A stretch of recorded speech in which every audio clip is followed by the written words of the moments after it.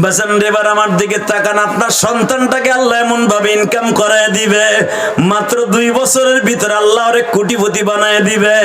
ধাক্কা দিয়ে আল্লাহ তোমার মনের মধ্যে সন্তানটার মধ্যে ঢুকায় দিবে, আমার আব্বা এত কষ্ট করে আমার জমি বেচে বিদেশ পাঠাইছে, আমার আব্বার মৃত্যুর আগে অন্তত আম্মারে একটা বার মক্কা মদিনায় পাঠাই। মক্কা মদিনায় যাওয়ার নিয়ত আছে না নাই? এই গভীর রাত্রে হাত দুইটা উঠাও বাবা, উঠাও উঠাও উঠাও উঠাও। আল্লাহ তুমি দেখো আজকে 26শে জানুয়ারি, এই গভীর রাত্রে রাজুর মাদারীপুর বসিয়া, মাদারীপুর রাজুর বসিয়া এই গোয়ালদির মাঠে আল্লাহ প্রবাসীদের ওয়াজে রাজুর বসিয়া, মাদারীপুরে বসিয়া এই 26শে জানুয়ারি একটা দরখাস্ত দিল, মালিক একটা বার হলো এদের মক্কা মদিনায় লয়ে যাও। আমার মা বোনরা হয়তো মহিলা প্যান্ডেলে হাত তুলছে, মা আমার মা দুঃখিনী যদি বাইসা থাকতো আমি তো আমার মাকে নেওয়ার চেষ্টা করতাম।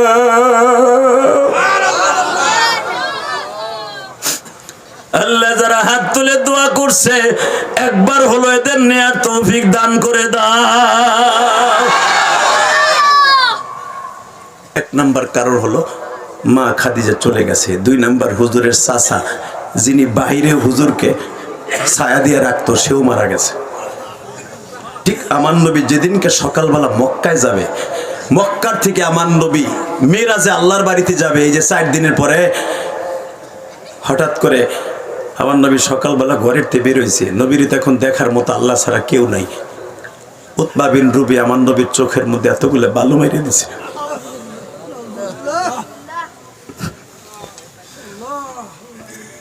এই সূরার তাফসীরে খুলে দেখেন নবী কেন খুশি হয়েছে, এতগুলো বালু মেরে দিছে। নবী আমার চোখ ডলডতে বাঁচতে গেছে। হুজুরের কলিজার টুকরা মেয়ে, আপনারা জানেন যেই ফাতেমা সমস্ত মহিলাদের জান্নাতের সর্দারিনী। ফাতেমার সিগনেচার ছাড়া দুনিয়ার কোনো নবী জান্নাতে যেতে পারবে না।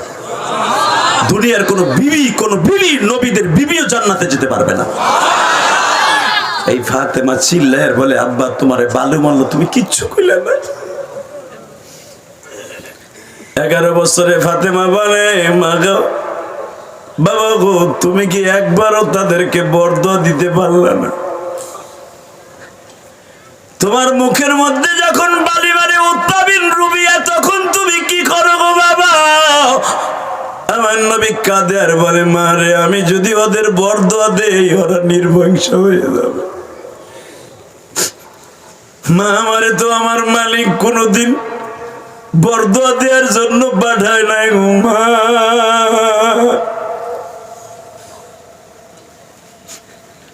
তখন ফাতেমা নিজেই হাত তুলছে, আমি আমার বাবার হইয়া নিজে হাত তুলব। যখন ফাতেমা হাত তুলছে বাজার, আমার নবী জানে এই হাত দুইটা জান্নাতের তালা খোলা হাত। এই হাত দুইটা সমস্ত মহিলাদের জান্নাত উদ্বোধন করার হাত। এই হাত দুইটা তামাম পৃথিবীর মহিলাদের জান্নাতের সর্দারিনীর হাত। এই হাত দুইটা তুললেই তো মক্কা মদিনায় আগুন লেগে যাবে, আগুন লেগে যাবে। ফাতেমা নিজেও জানেন আমার হাত দুইটা কত বরকতি। আবার নবী ফাতেমারে বুকের মধ্যে চাইপা ধরে কয়, মারে খবরদার তুই আমার কমের মানুষের জন্য বরদোয়া করিস না। মা সেই উতবা রুবিয়ার জন্য তুই দোয়া করবি, বরদোয়া মা। তুই তো জানোস না এই মক্কার ভূখণ্ডীরা একদিন আমারে কোলে পিঠে করে মানুষ করছে। মা তোর বরদোয়া করতে হবে না, তুই দোয়া কর। মারহাবা বল, আরো জোরে বল। বাজান আমি জানি আপনাদের অন্তরে আমার নবীর কথা শুনে হিট লাগবে, আর নবীর কথা শুনে যাদের অন্তরে হিট লাগবে এই মানুষটা কোনোদিন জাহান্নামে যাবে না, কোনোদিনও যাবে না, কোনোদিনও যাবে না। এই যে আমার মাথায় চুল দেখতেছেন, এটা কিন্তু মক্কার থেকে কাইটে আইছি। গত 2 মাস আগে উমরায় ছিলাম, আলহামদুলিল্লাহ বলেন বাবা। বিশ্বাস করে এই বছর এমন একটা জায়গা দেখছি, এই 17-18 বার আল্লাহ আমারে মক্কা মদিনা এলো, কোনোদিন এই জায়গাটা খুঁজে পাই নাই, এবার পাইছি। মারহাবা বলেন। সেই জায়গাটা হলো আবু জেহেল যেখানে আমার নবীর গলা চিপে ধরছিল, এটা আমি জানতাম না। জাবাল আবি কুবাইজের একটা জায়গা আছে, এখানে বাবা হাজিরা জমজমের পানি ভরার লাগে বালতি লিয়ে যায়। আমি জানতাম না যে এই জায়গা জমজমের সেই নলগুলো এখানে রেখে দিছে। বেঈমানের বাচ্চা এইখানে দাঁড়ায় আমার নবীর গলা চিপে ধরে বলছিল, তুই মক্কার থেকে কবে ছাড়বি? বল মক্কা কবে ছাড়বি? সাথে সাথে জিবরাইল পিছনের থেকে আইয়া নবীর সামনে জন্য কয়, আপনার পারমিশন ছাড়া পারতাছি না, একবার পারমিশন দেন। নবী বলে, আমার চাচা আমারে মারছে, তোমার কি? আমার চাচা আমারে মারছে, তোমার কি? ওমা আরসালনাকা ইল্লা রাহমাতাল লিল আলামিন।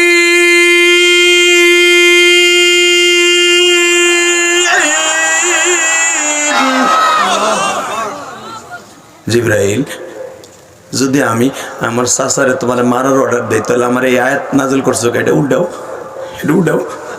আমি যে সারা দুনিয়ার রহমত, এটা উড়াইতে কও, আল্লাহর উড়াইতে কও, আমারে বলতে কও মা আরসালনাকা ইল্লা রাহমাতাল লিল আলামিন। আমি সারা দুনিয়ার গজব কয়ে দিতে কও। নবী এইভাবে গলা চিপে ধরে, আপনি কি জানেন আপনার গলা চিপে ধরে মানে আল্লাহর গলা চিপে ধরা? এই সারা দুনিয়ার ভিতরে আপনার সবচেয়ে আল্লাহ বেশি ভালোবাসে। আল্লাহু আকবার বলতে পারলেন না? জোরে জোরে জোরে জোরে জোরে জোরে। এবার চিল্লাবার কান বাজবো, কে কইছে তুই তোর মা বাবা নিয়ে হজ করতে পারবি না? পারবি, আমি ওয়াদা করে গেলাম। চোখের পানি দিয়ে নবীরে খুশি করবি। এখন এই রজবের চাঁদ প্রত্যেকটা ফোটায় ফোটায়, প্রত্যেকটা ফোটায় ফোটায় দোয়া কবুল হবে। আমি জানি এখানে অনেক জনম দুঃখমে ভাই আছেন, ইটালি যাওয়ার আগে মায়ের রেখে গেছিলেন, আইসা মার কবরটা পাইছেন, কাগজ হয় নাই, আসতেও পারেন নাই, আছে না? সিঙ্গাপুর গেছিলেন, মালয়েশিয়া গেছিলেন, কাগজও হয় নাই, আসতেও পারেন নাই। মা আপনারা গরম ভাত খাওয়াইয়া পাঠাইছিল বিদেশ, আইয়া মারে পান নাই। বাপ উত্তর বেশের উত্তর গোয়ালদের জমিটা বেইছে, নগর নগর নাকি নগর গোয়ালদের জমিটা বেইছে, ইরিদানের জমি 2 বিঘা জমি বেইছে, তোমার ইটালি পাঠাইছে, কাগজও হয় নাই, তুমি আসতেও পারো নাই। ওইখানে বই হবে চিল্লাইছ আর কাঁদছো, আব্বা তুমি ভালো থেকো কবরে।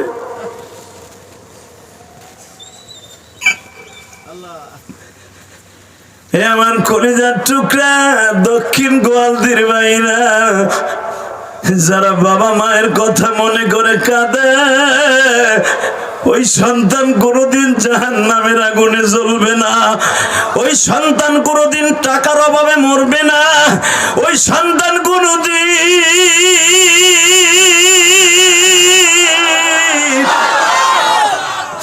বেঈমান হইয়া মরবে না।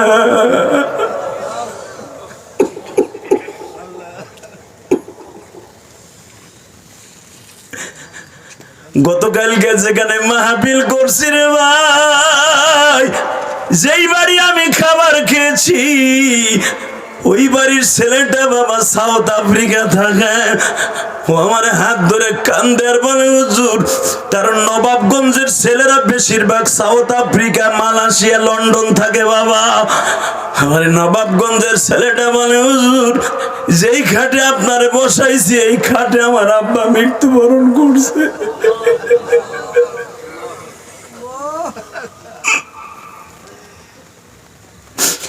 হুজুর আমার আব্বারে রাইখে আমি সাউথ আফ্রিকা গেছিলাম,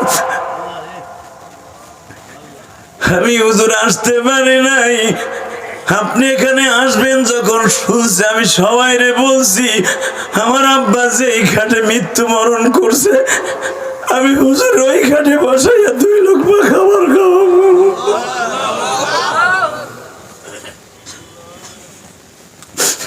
আমার গোয়ালদের যুবক ভাইরা, তোদের 2টা পাও ধরে বলে দিয়ে যাই, বাবা মায়ের মতো দরদি পৃথিবীতে কোথাও পাবি না রে ভাই। বাবা হলো তোমার আমার জান্নাতের চাবি। আল্লাহ দেখো কেমনে আমার বাজানটা কান্দে। তুমি না কইছো সন্তান কানলে কোনোদিন তার মা বাপরে মাফ আনা কবরে, তুমি না ওয়াদা করছো রব্বির হামহুমা কামা রব্বায়ানি সগীরা, তুই কানবি আমি তোর মা বাবারে কবরে মারবো না। আল্লাহ তুমি না সন্তান, আমি জানি আমার মা বাবা গুনাহগার, কিন্তু আমি তো কান্দাছি, আমার মা বাবা কান্দার সুযোগ করে দিয়ে গেছে আমারে। আল্লাহ এদের বাবা মার কবরটা জান্নাতের বাগান বানায় দাও। আল্লাহ এদের ছেলে মেয়েদেরকে নেককার বানায় দাও। টাকা নেদিকে জিবরাইল আমার এই চাচা আমারে বড় করছে। আমার এই চাচা আবু জেহেল যেদিন শুনছে আমি জন্ম নিয়েছি, সর্বপ্রথম আইয়া আমার চাচা কাপড় বিলাইছিল যে আমার বংশ একটা প্রদীপ হয়েছে, এতিম, আমার বাপ নাই, আর বাপ থাকলে যা করতাম আমরা চাচারা তাই করলাম। সুবহানাল্লাহ, জোরে কোন। কষ্ট হইতেছে আপনাদের? হ্যাঁ, খারাপ লাগতেছে? আমি তো আপনাকে চোখে পানি দেখছি, কোরআন হাতে নিয়ে বললাম, যারাই কানছেন আপনার মতো দামি এই মাহফিল আর কেউ নাই। আপনি কি জানেন আমার আল্লাহর কাছে দুইটা জিনিস সবচেয়ে দামি এই বান্দার পুরো বডির মধ্যে? কয়টা? জোরে কোন। এ চাচা জোরে কোন, কয়টা? এ যুবক, সবচেয়ে আমার আল্লাহর কাছে দুইটা জিনিস দামি এই বডির মধ্যে। এক নাম্বার হলে যে সামনে রোজা আসতেছে, সারাদিন রোজা রেখে আসরের পরে ইফতারিটা সামনে নিয়ে যে আপনার গালের মধ্যে দুর্গন্ধ হয় না, হ্যাঁ, এই দুর্গন্ধটা আমার আল্লাহর কাছে মিসকম্বারের চেয়ে বেশি দামি। মিসকম্বার মানে জান্নাতের সবচাইতে, সব খাবারের মধ্যে মিসকম্বারে ঘ্রাণ পাবেন। জান্নাতের ফ্লেভারের নামই মিসকম্বার। আমার আল্লাহর কাছে আপনারা আমার মুখের, রোজাদারের মুখের দুর্গন্ধ হলো মিসকম্বারের চেয়ে দামি। আর একটা জিনিস দামি বলবো, এই যে আপনার আমি বয়ে বয়ে কান্তাছি না, এটা আমার আল্লাহর কাছে সবচাইতে দামি। মনকে বোঝায় এখন, আল্লাহ আমার পাশের ভাই, স্বাস্থ্য ভাই, মামাতো ভাই কান্দে, আমার কান্দা আসে না কে? তাহলে বোঝা গেল আমার দিলটা শক্ত হয়ে গেছে। এইবার রেডি হন। আব্বা তোমার মুখের মধ্যে বালুগুলো মারলো, একবারও বরদোয়া দিতে পারলো না। মা আমি বরদোয়া দিলে মক্কায় একজনও বাঁচবো মা, মা তুই দেখ তোর মা চলে গেছে, মক্কার বেঈমান গুলো আমারে মারার লেগে চারিদিকে আজাই ধরছে, আমার চাচাটা মরে গেছে, এই সুযোগে সবাই আমারে মারে, মা বাবা সবাই আমারে মারে।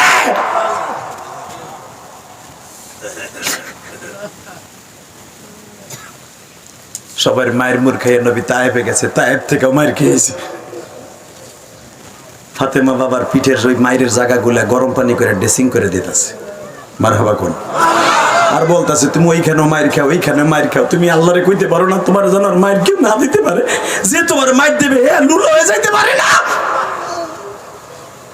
আমার নবী কয় মাই কথা কইস না, লুলো হবে না, বল সে কালেমা না পড়ুক, তার ছেলেটা কালেমা পড়ুক।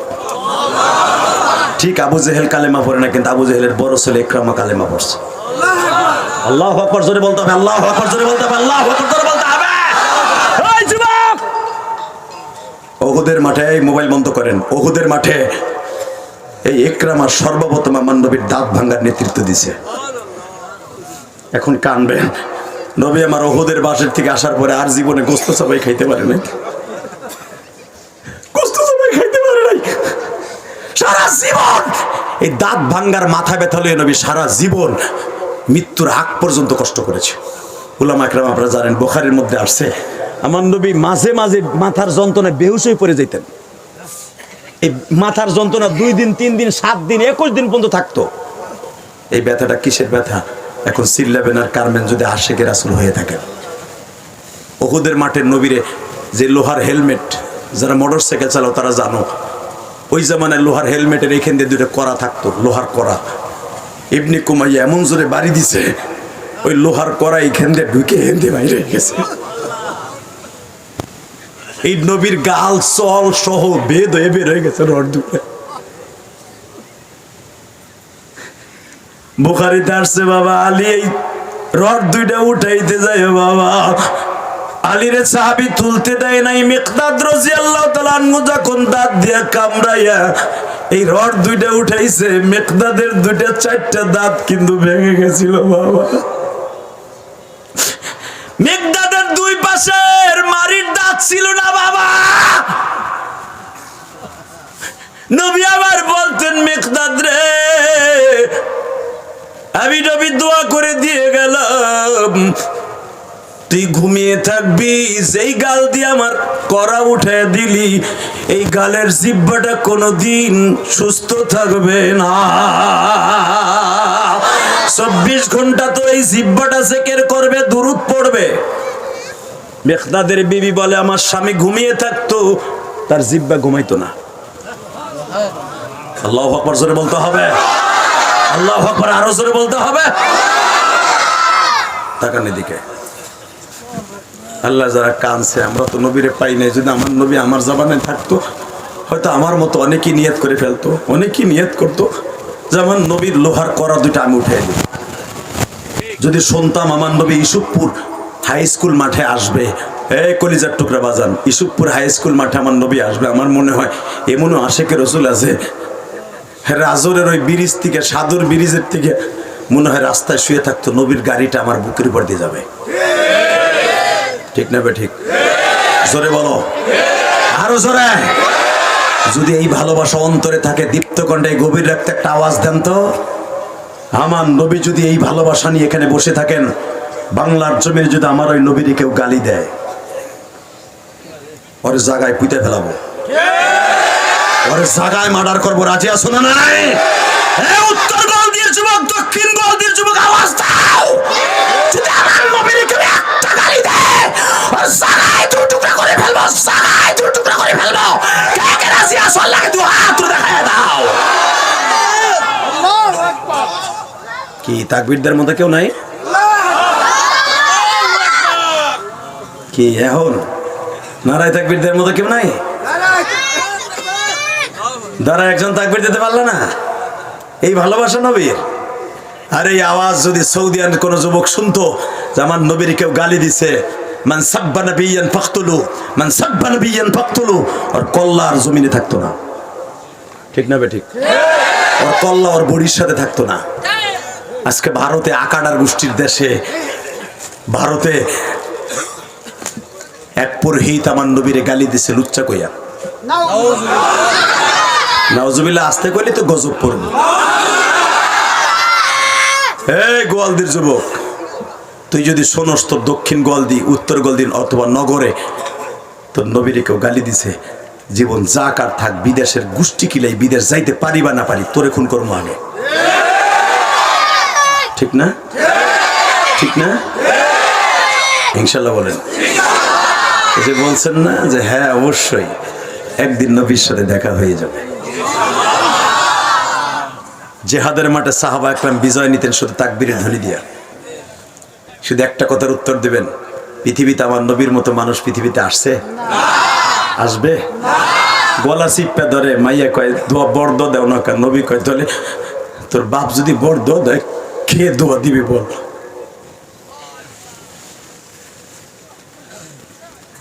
এই বলাই বেয়াদবি করবি না। তোর এটা জয় বাংলার মাহফিল না, কিন্তু এটা বেয়াদব কোথাকার। বয় এখানে। আল্লাহ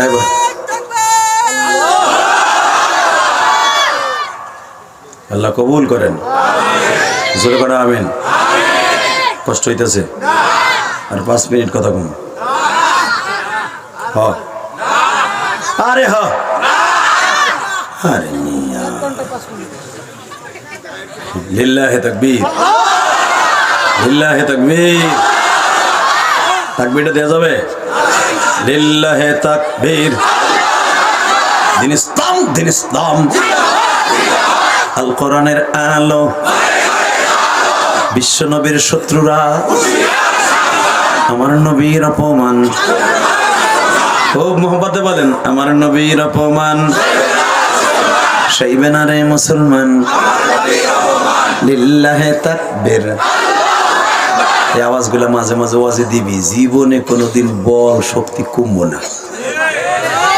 এই যে 26 বছর ওয়াজ করি, প্রতিদিন 2-3টা ওয়াজ। দেখেন তো, আমার মতে একদিন কথা কন না, পরের দিন খুঁই যাও পাওয়া যাবো না। কথা কন না কেন? কেমনে পারি? কারণ আছে তো। এই কোরআনের জন্য এবং নবীর জন্য যারাই কথা বলবে, আল্লাহ তাদেরকে হেফাজত করবে। আল্লাহু আকবার জোরে বলেন তো, আল্লাহু আকবার জোরে বলেন তো। আওয়াজ দেয়া যাবে তো? তাকবীরের আওয়াজ যাবেন না তো কেউ? আল্লাহ সবাইকে কবুল করুক। হ্যাঁ মুসা, আমার নবী এইখানে বোরাক বানবে। বোরাক বাইন্দা তোর ডাইন পাশে যে মুসাল্লাটা দেখতেছো, এই জায়গায় আমার নবী ইমামতি করবে। মুসা আলাইহিস সালাম কয়, মালিক সে কবে আসবে, আমার সময় নাকি আমার পরে? আল্লাহ বললেন তোর 3000 বছর পরে আসবে। আল্লাহ 3000 বছর পরে আসবে, তার লাগে নামাজের জায়গা বানায় রাখছো জাতির পিতা ইব্রাহিম রে দিয়া।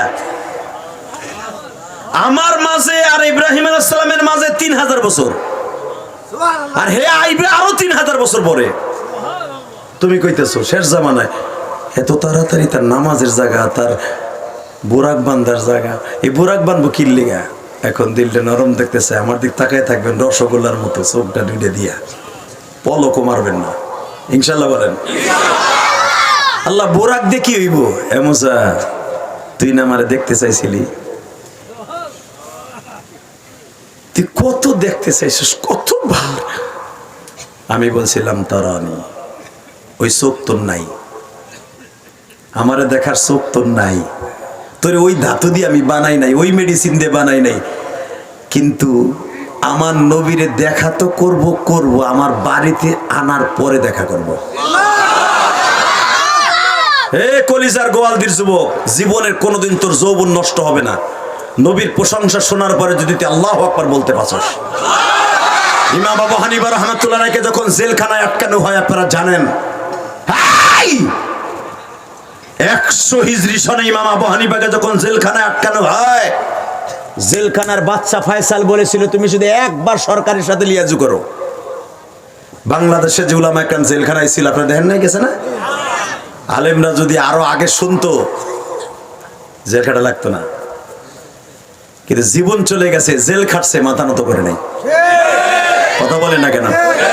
আমারও ধরার লাগে বহুত চেষ্টা করছে, দেখছে যে কোনো দলও করে না, কোন দলের দালালিও করে না, এবং এ দেখা গেছে এর কোনো একটা মামলাও নাই। তাহলে আমারও ধরতে গেছিল 11 গাড়িতে, আল্লাহ হেফাজত করছে। মারহাবা বলেন।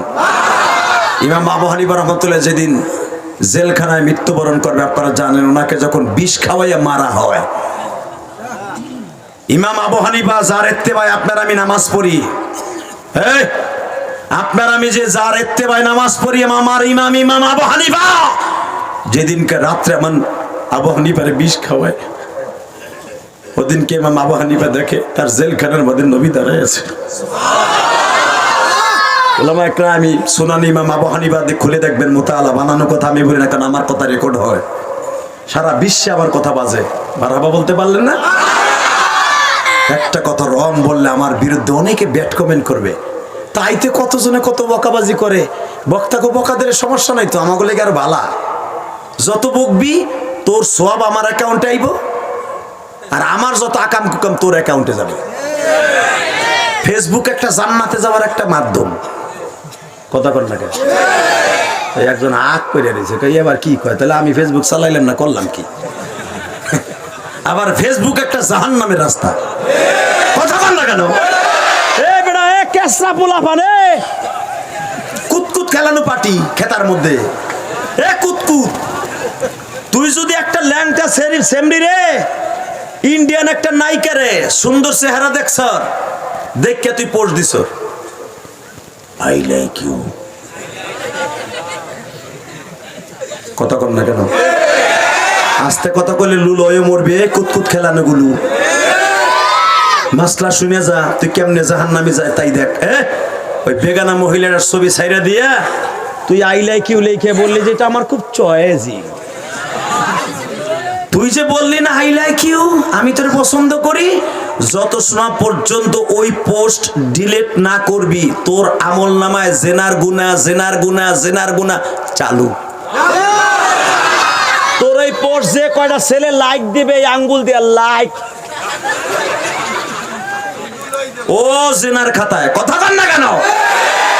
আর তুই যদি আব্দুর রহমান সুদাইস মক্কার ইমাম যদি লেখোস, আমার কলিজার একজন পছন্দের মানুষ ইলিয়াস রহমান জেহাদি আমাদের এলাকায় আসছিল, তার কথা কানছিলাম, ভাল লাগছিল, আমল করছিলাম, আমার একটা পছন্দের মানুষ, সরমনায় আল্লাহর কুতুবের ছবিটা ছাইরা যদি কস একজন পছন্দের মানুষ, মদিনার ইমাম সাহেবের ছবি কিরাত ছাইরা যদি কস পছন্দের মানুষ, আল মারউ মাআ মান আহাব্বা, আমি বলি নাই, বিশ্বনবী বলে বুখারীর হাদিস, আল মারউ মাআ মান আহাব্বা, তুই যারে ভালোবাসা লাইক দিছ তার সাথে তোর কিয়ামত হবে।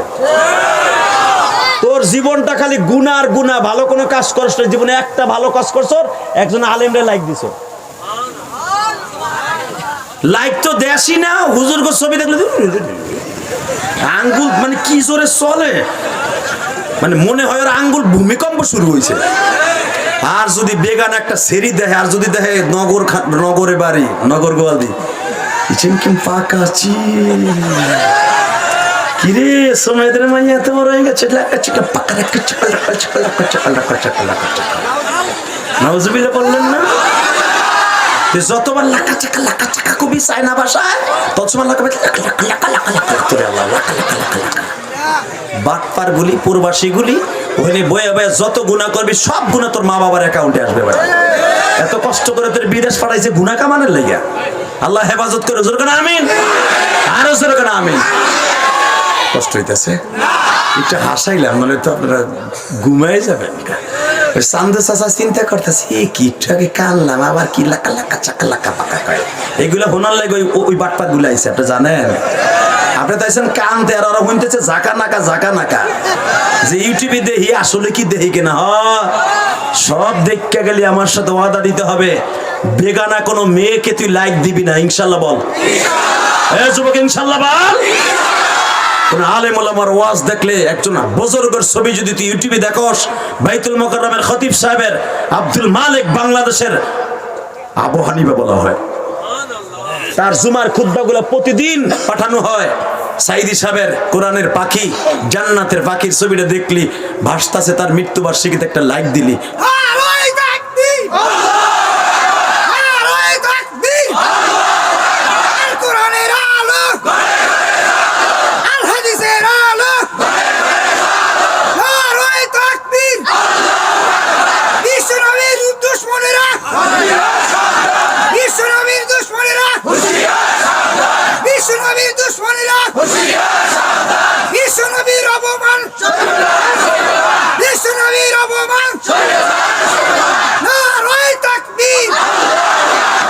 আল্লাহ কণ্ঠটাকে জান্নাতের পানি দিয়ে ধুয়ে দাও।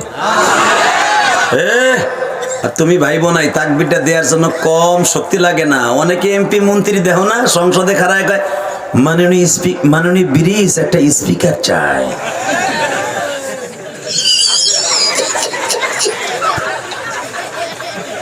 কথা কর না কেন? হাসছে না আপনি, আমি হাসি নাই কিন্তু। দেখেন না কয় কি, মাননীয় ব্রিজ একটা স্পিকার চাই। মাননীয় সংসদ সদস্য কথা ভালো করে বলেন। মাননীয় ব্রিজ একটা স্পিকার চাই। মাননীয় সংসদ সদস্য মাইক বন্ধ করে দিব। মাননীয় ব্রিজ একটা স্পিকার চাই, তুই সে সুইচ বন্ধ করে।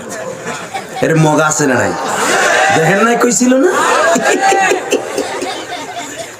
এত সহজ নাই দাঁড়াই পরে একটা তাকবীর দেয়া। কত মেম্বার চেয়ারম্যান আছে মাইক্রোফোন হাতে নিয়ে বক্তৃতা দিতে, আমি আর কি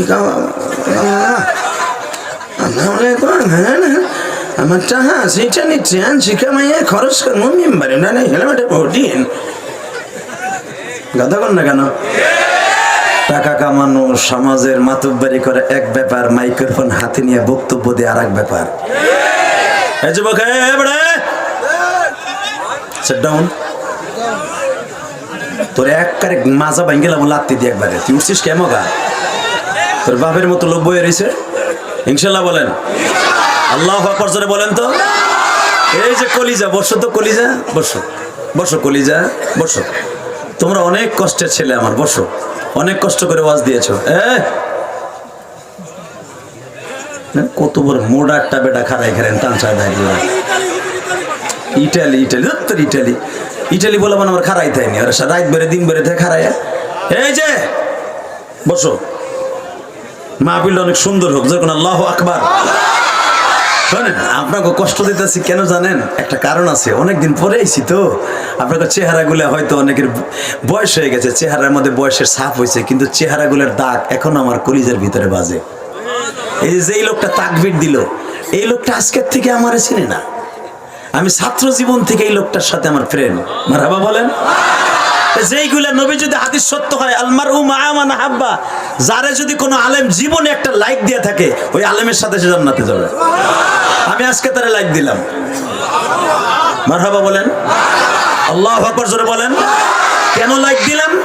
তাকে আমি চিনি, সে আজকে তাকবীরের ধ্বনি দিয়ে আমার নবীর পক্ষে একটা ভোট দিছে। বহুত হাসছেন, এবার কানবেন। রেডি?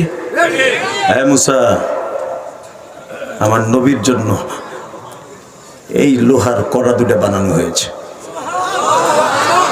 আল্লাহ তাআলা একটা কথার উত্তর দাও, এই মানুষটা কি আমার জামানায় আসবে না আমার ভাইয়ের জামানায় আসবে?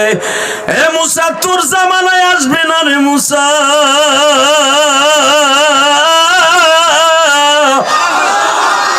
وآتينا موسى الكتاب وجعلناه هدى لبني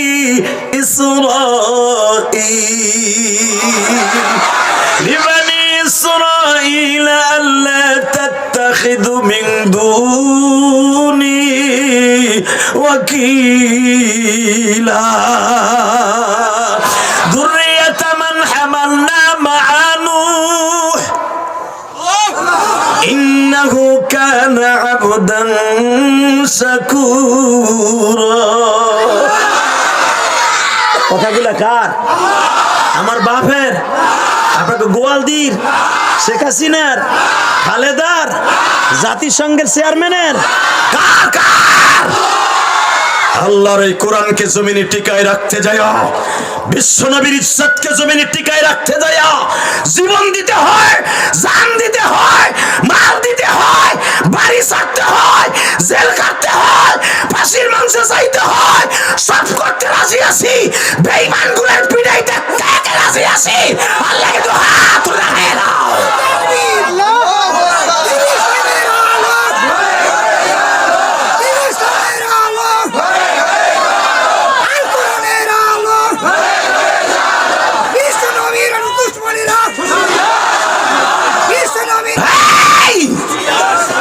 ওইদিকে শুধু একটা আওয়াজ শুনতে চাই।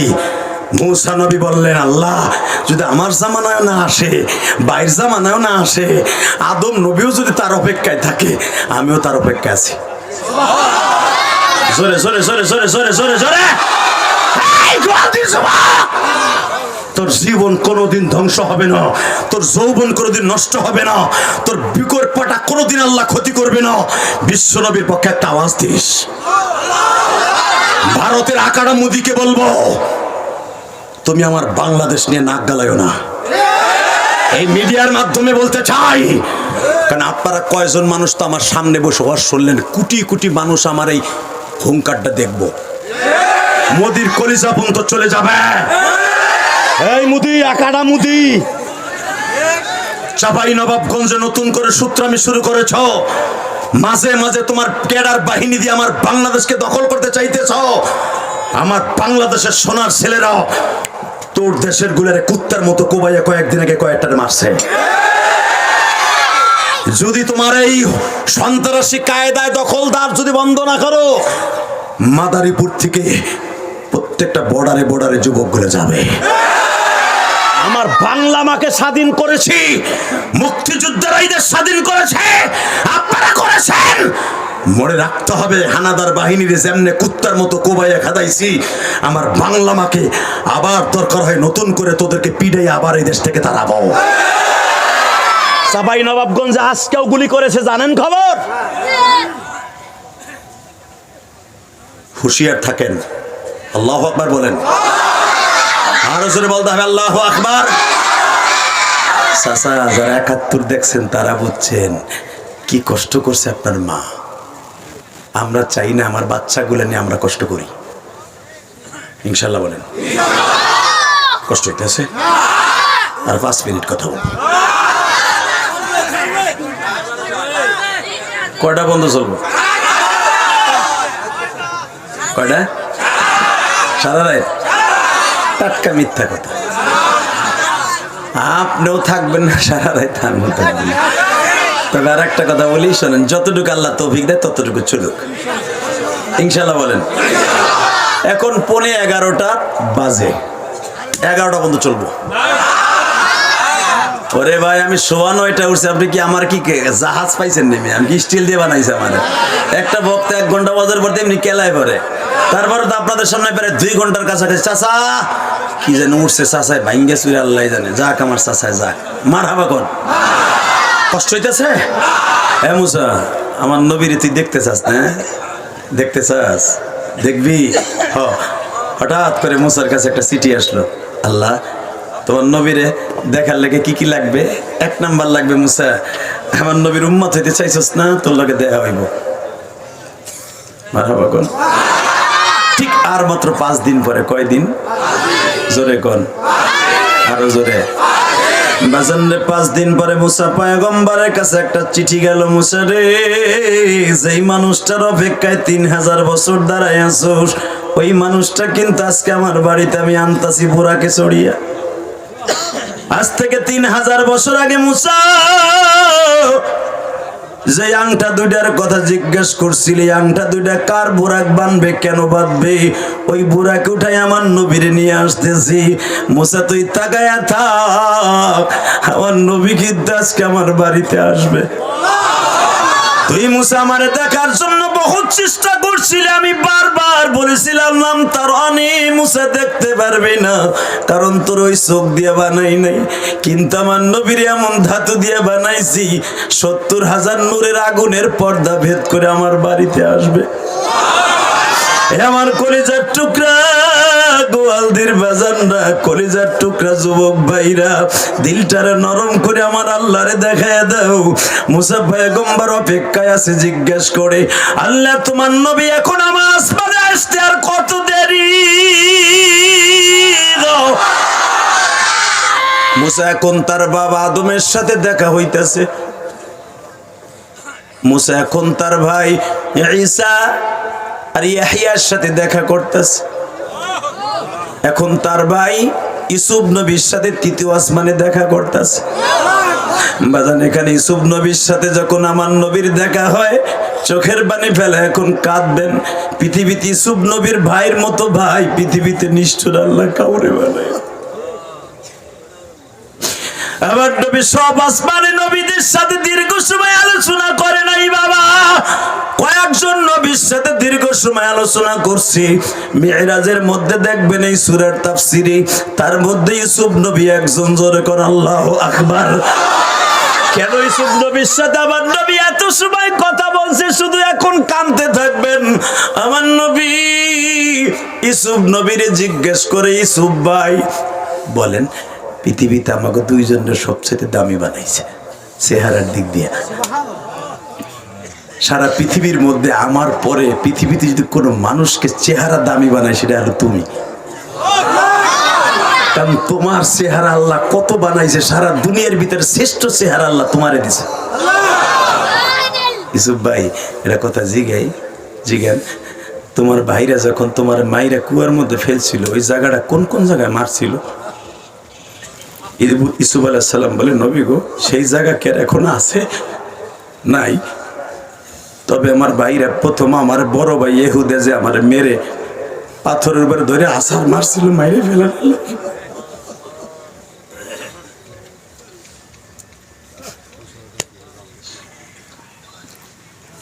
তখন আমার এই মাথাটা শুধু এতটুকু আছে নবী, এই মাথার কোনায় আমার একটা কালো দাগ আছে। আল্লাহকে বলছিলাম জীবনে আমার এই দাগটা মুছাইবা না, কিয়ামতের মাঠে আমি দেখাবো ভাই ভাইরে এইভাবে মারে না। আমার নবীও কান্দে, ইউসুফও কান্দে। সুবহানাল্লাহ বলেন না? বাজান পৃথিবীতে ইউসুফ নবীর ভাইদের মতো নিষ্ঠুর আল্লাহ কোনো ভাই বানায় নাই।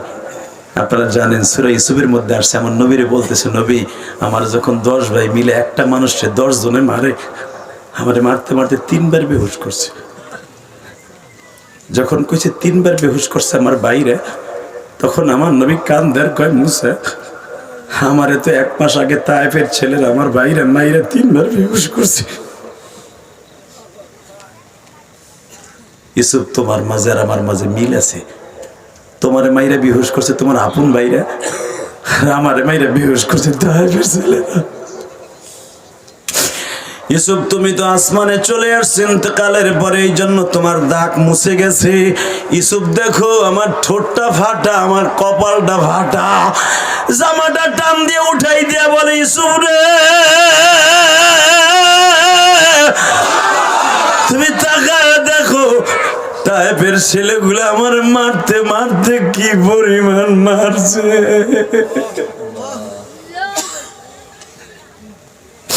আল্লাহ তোমার নবীর কষ্টের কথা শুনিয়া যারা কাঁদে গো মালিক, এদের মধ্যে কার যেন জনম দুঃখিনী মা নাই গো মা।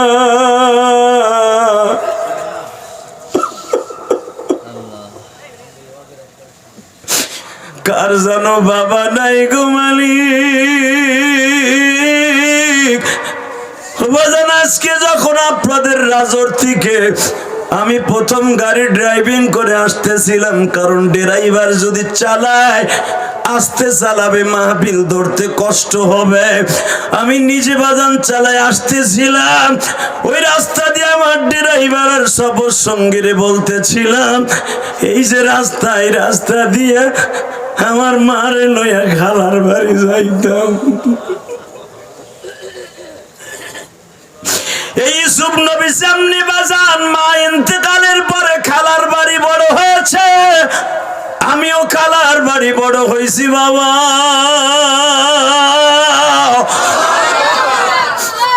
মা ইন্তেকালের পরে 12 বছরের ইলিয়াস কত মানুষকে মা কইয়া ডাকতে চাইছে। আমি আপনাদের বুঝাইতে পারবো না গো বাবা।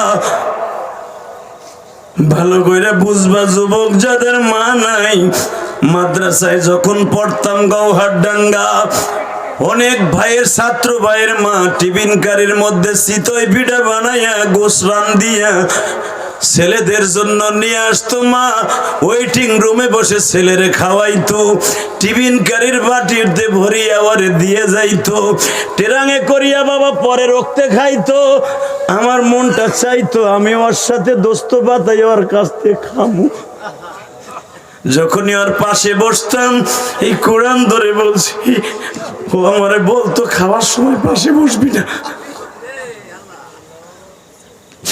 এখন তো গোয়াছে গেলে কত মায় আমারে পিঠা বানায় খাওয়ায়। যখন আমার টিফিন কারির বাটিতে ওই ছাত্র ভাইয়ের সাথে মেল দিতে যাইতাম, ভাবতাম দেখিও আমার একখান পিঠা দেয় কিনা। ও তো দিতই না, বরঞ্চ বলতো আর পাশে বসবি না খাওয়ার সময়। মনটা কালা করে আল্লামা শামসুল হক ফরিদপুরের কবরের কাছে কাঁদতাম আর বলতাম, আল্লাহর ওলি কেন আমার মাকে লয়ে গেল।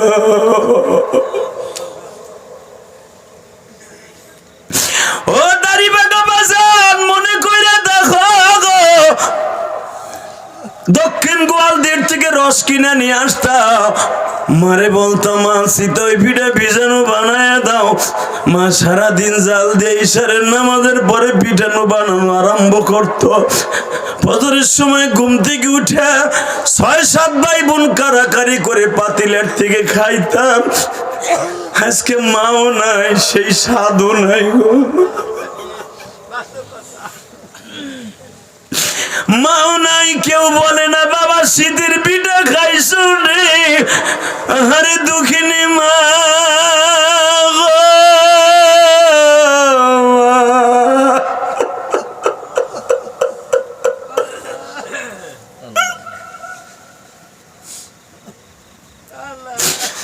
আল্লাহ তাকায়া দেখো আমার দাড়ি বাঁকা বাজানটা কান্দে। যুবক তুমি যদি কান্দো, তোমার সন্তান একদিন বসে বসে এইরকম ওয়াজে কাঁদবে। তুমি যদি না কান্দো, কোনোদিনও তোমার সন্তান এরকম ওয়াজে বসে কাঁদবে না। মালিক তুমি কুদরতি রুমাল দিয়ে চোখের পানি গুলা মুছাইয়া নেও না। তুমি না কইছো গুনাহগারের চোখের পানি সবচাইতে আমি মাওলার কাছে দামি। কত ভাই ইটালির থেকে গিরিশ থেকে আসছে প্রবাসী ভাইরা, হাইয়া মার কবরটা জিয়ারত করে মায়ের আর পায় না।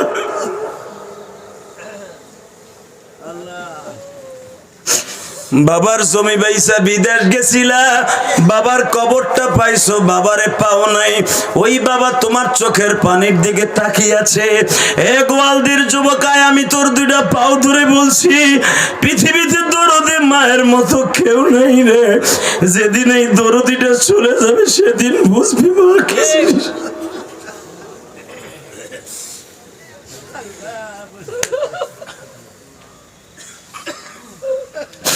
মাদ্রাসায় পড়তাম, স্কুল কলেজে তোমরা পড়ো, দেখবা তোমার মা ঈদ আসে, কোরবানি আসে, একখান ভালো কাপড় পরে না। কারণ আমার ছেলেটা বিদেশ, ও কি খাইছে ঈদের দিন? সবাই নতুন কাপড় পরে, একটা মাত্র দরদি পড়ে না, তার নাম মা। দেখিস ভাই, দেখিস মা পড়ে না।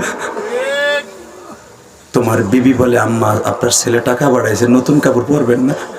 মা কাপড়ে আসল দিয়ে চোখ মুছের বলে, আমার পোলাটা বিদেশ, কই রইছে, কি খাইতেছে, আমি কি করি? ওই দরদিরে কান্দাইস না, তুইও কবরে কানবি, ঠিক না বেটি? জোরে কন, আরো জোরে। এখানে আসার আগে আজকে সকাল থেকে পাঠানকান্দির কয়েকটা যুবক, কুমারখালীর কয়েকটা যুবক আসছে, আমি জানি, আমার জ্বালাই ফেলাইছে যে আদি ভাই, আমি বিদেশ বসে আপনার একটা ওয়াজ শুনে কানতে কানতে সারা রাত বালিশ বেজাইছিলাম, ওই ওয়াজটা আপনি করবেন। কুমিল্লার ঘটনা কি বলবো দাদা ভাই, তোদের খুশির জন্য বলে দিয়ে যাই, মিরাজের চাঁদে আমার নবীর মতো মা ভক্ত পৃথিবীতে কোন নবী আল্লাহ বানায় নাই।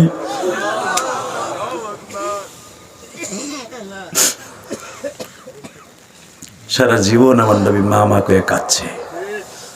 আমি 2 মাস আগেও বদরে গেছিলাম, আলহামদুলিল্লাহ বলেন। আমার সাথে আমার জামাইও ছিল, হাজিরা ছিল, আপনারা দেখছেন লাইফে যারা। বদরে যাইবার সময় ডাইন দিকে একটা জেলা বাজে আবহাওয়া, এই আবহাওয়ায় আমার নবীর মা শুয়ে আছে। আমি 2011 সালে 2013 সালে আমি যখন হজে গেছিলাম, তখন আমি নবীর মায়ের কবরটা জিয়ারত করছিলাম। আল্লাহ আমার কপালে রাখছিল, আলহামদুলিল্লাহ বলেন। শুধু আপনাদের দুটা পাও ধরে বলে দিয়ে যাই, পৃথিবীতে হয়তো আমি মায়ের ভক্ত বেশি বক্তাদের মধ্যে, এই জন্য হলো আমার নবীর মার কবরটা আল্লাহ আমার দেখাইছে। 1 কোটি হাজির তৌফিক নাই নবীর নানার বাড়ি যাইয়া মায়ের কবর জিয়ারত করা। বিশ্বাস করেন, আমার সাথে আরো 4 জন হাজি ছিল, 4 জন মুফতি। ওদের মা বাইসে আছে, বাবা, ওদের মা আছে, বাপ নাই। আব্দুল্লাহর কবরের থেকে আমেনের কবর হলো 7.5 কিলো ডিস্টেন্স। আব্দুল্লাহর আমেনের কবর এক জায়গায় না, অনেক দূরে। হ্যাঁ, আব্দুল্লাহর কবর, আমার নবীর বাবার কবর জিয়ারত করতে পারি নাই। আমি যখন নবীর কবরের কাছে দাঁড়াইছি, মার কবরের কাছে, বিশ্বাস করেন আমার মার কথা মনে পড়ে গেছে। যেমন নবীও তো 53 বছর বয়সে ঠিক এখানে দাঁড়াই নবী বলছিল, মা ও মা, আমি বদরে যাইতেছি, মা মা আমি বদর বিজয় করে আসছি, মা ও মা তুমি তাকায় দেখো। 313 জন সাহাবী নিয়ে গেছিলাম, 311 জনটা নিয়ে আসি। আল্লাহু আকবার জোরে বলেন তো। ও মা, ও মা, 311 জন নিয়ে 313 জন নিয়ে গেছিলাম, মা 14 জন সাহাবীরাই খাইছি, এখন 299 জন নিয়ে ফেরত আসছি, মা গাজী হিসাবে। ও মা, মা তুমি একটু কবর থেকে তাকায় দেখো, তোমার মুহাম্মদ মক্কায় মায়ের খাইছে, মদিনায় মায়ের দিয়ে গেল, কিন্তু মা তোমার কি মনে আছে, মা আজ থেকে 40-45 বছর আগে তোমার মুহাম্মদকে নিয়ে এই আবহাওয়া বস্তিতে আসছিল, তুমি আমার ডেকে ডেকে বলছিলা, মুহাম্মদ রে এমন একদিন আসবে, তুই এই আবহাওয়ায় আসবি, কিন্তু আমি মায়ের পাবি না। আমি নবী সারা জীবন মা মা কয়ে কাঁদছে, বদরে যাইবার সময়ও কাঁদছে, হুনাইনে যাওয়ার সময়ও কাঁদছে। আল্লাহু আকবার জোরে বলতে পারলে না? হে কলিজার যুবক, তোর চোখে পানি আসে না? এই বদমাশ যুবক, তোর চোখে পানি আসে না? কেন তুই কাঁদবি না? তুই যদি কান্দস, কসম আল্লাহ, তোর বাবা মায়ের চোখের পানি তোর জন্য কবুল হবে। পৃথিবীর যে রাষ্ট্রে যাইতেছে সেই রাষ্ট্রে আল্লাহ তোর নিয়ে যাবে। তুই শুধু একবার বলবি, আল্লাহ আমার মা বেঁচে আছে, আমার মা অসুস্থ, ডায়াবেটিসের রোগী, হার্টের রোগী, আমার মা জোরে কথা বলতে পারে না, হাঁটতে পারে না, আমার মারে তুমি সুস্থ করে দাও। এই কথাটা বলতে দেরি আছে, তোমার মা সুস্থ হইতে দেরি হবে না। আল্লাহু আকবার জোরে বলতে পারলেন না? মা বাবা তোমার আমার টাকা পয়সা দিয়ে খরচা করে মানুষ বানাইয়া লাস্টে বুড়া কালে তোমার আমার হাতে লুষ্টা খায়। কথা কন না কেন? উষ্টা খায় না? ঠিক এই রিপন আমার ইস্যু পুরান ছিল। আল্লাহ রিপন রে মাফ করে দিও। যেরকম আমিন। এই মনেই তার নাতির হাত দিয়ে আমার মসজিদে আসার আগে 2000 টাকা দিয়েছে। আলহামদুলিল্লাহ বলেন। আমি আমার মায়ের একটা ওসিয়ত পালন করতে যে আমি 4 কোটি টাকা খরচ করে একটা মসজিদ বানাইছি। আমার সমালোচনা করে আমার ঠ্যাঙ্গের কাছে আসতে পারবেন না, কারণ আমার মায়ের ওসিয়ত ছিল মসজিদ বানানো। আমার গ্রামের বাড়ি ঘোষকান্দি, ওইখানেও 9 লাখ টাকা দিয়েছে এই পর্যন্ত, একতলার ছাদ হয়েছে। আলহামদুলিল্লাহ বলেন। আমার জীবনটাই করছি মসজিদ মাসে দান করার জন্য। কোটি কোটি টাকা এই রাস্তায় দান করছি, কোটি কোটি, লাখ লাখ না। কারণ ঢাকা যে মসজিদ করছি কদমতলি, জায়গা কিনছে 1 কোটি 20 লাখ টাকা দিয়ে, এই পর্যন্ত 2 তলা কমপ্লিট করতে আমার 4 কোটি 22 লাখ টাকা গেছে। আমি কোনো ধনীর টাকা দিয়ে মসজিদ করি নাই, আমি গরিবের টাকা দিয়ে মসজিদ করছি।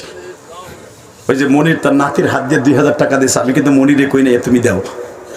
গতকালকে যে সভাপতি ছিল এই কোরআন হাতে নিয়ে বলছি, চিল্লার কান দেয়ার কইছে হাতি। আমি একদিন সিলভার বেচতাম এই নবাবগঞ্জ, আমি বিদেশ থেকে ঘুরে এসে আজকে ইটের বাটার 4টা 5টা ইটের বাটার মালিক, কিন্তু আমি মসজিদ করতে পারি নাই। যে ওয়াজ কমিটি তোমার দাওয়াত দিতে গেছিল, যে যুবক করাইসে বলছে ইলিয়াস রহমান জিহাদের 5 লাখ টাকা দিলে গুনাহ হবে না, কারণ ওর টাকা মসজিদে যায়। আমার মসজিদের 3 তলার কাজ চলতেছে ঢাকা। হে মুসলমানের পোলা, হাজার হাজার টাকা আমার মা বোনরা আমার মসজিদে দেয়, ব্যাগে টাকা উঠাইয়া মহিলারা পাঠাই দেয়। জিহাদির মায়ের মসজিদে দিলাম যেন জিহাদির মার সাথে আমরা জান্নাতে যেতে পারি। আমার মা চলে গেছে, আমি আমার মার জীবনে 1 টাকার পান খাওয়াইতে পারি না, আমার মার জন্য আমি মসজিদ করছি। আলহামদুলিল্লাহ বলেন। দোয়া থাকবে আপনাদের জন্য। আমি যখন আসতেছিলাম একটা লোক দৌড়ে এসে আমার মসজিদে 500 টাকা দিয়ে দোয়া চাইছে। ওই মনির তার নাতির হাত দিয়ে 2000 টাকা দিয়ে দোয়া চাইছে। ওয়াজের হাত দিয়ে তো দিছেই, আবার ওর নাতির হাত দিয়ে টাকা দিছে। আমার মসজিদে 5 তলা কমপ্লিট করতে 13 কোটি টাকা লাগবে। আপনি শুনলে খুশি হবেন, আমি মোসাবায় যে টাকাটা পাই মুসল্লিরে দেয়, এটাও আমি মসজিদে খরচ করি। আমার এতিমখানা মাদ্রাসায় যেয়ে দেখবেন কেরানীগঞ্জ 200-র উপরে ছাত্র। এমন এমন ছাত্র আছে মাও নাই বাপও নাই। দাওয়াত দেওয়ার আগে দেখে আসবার, সমালোচনা পরে করবা যে 2 ঘন্টা 1.5 ঘন্টা টাকা ওয়াজ করে এত টাকা নিয়ে কি করে বেটা, বাট পার যায় দেখবি কি করে। তোর মা মুমতাজ কি করে টাকা নিয়ে, তোর বাপ সাকিব খান কি করে টাকা নিয়ে বেড়া। আলেমুল আমার টাকা থাকলে তোর চোখ টাডায়। আলেমুল আমার টাকা হলে মসজিদ মাদ্রাসা বাড়বে, আর নায়ক গায়িকা কোর টাকা হলে নটটুকি জিনার কারখানা বাড়বে। আলেমরা টাকা দেবা না, দেবা কি তোমার বাপেরে? অতএব আলেমরে লক্ষ লক্ষ টাকা দিবা, আলেমরা যেন আল্লাহ তাদের সবল বানায়, তোমাদের কাছে হাত পাইতে মিলাদ করে খাওয়ান না লাগে। তোমরা তো বাবা ইমামরা খালি মিলাদ পড়বো। হ্যাঁ, একটা ছেলে আলেম বানায় দেখো, তারপরে বুঝবা আলেম বানানো কত কষ্ট। যারা আমার মসজিদ এখানে আসার আগে টাকা দিচ্ছে, আল্লাহ তাদের সবাইকে মাফ করে দিও। যারা ইটালি যাবি মসজিদ মাসে বেশি দান করবি। আমার মসজিদের 3 তলার কাজ চলতেছে, 3 তলার কাজ চলতেছে। দোয়া চাই, টাকা পয়সা চাই না, যেন আমি 5 তলা করে আমি কবরে যেতে পারি। আমার আর কোনো দুঃখ নাই। সবাই ভালো থাকবেন, সুস্থ থাকবেন। এখন রাত 11:15 বাজে, মোনাজাত শেষ করতে করতে 12টা বেজে যাবে। 2.5 ঘন্টা মেহনতের পরে।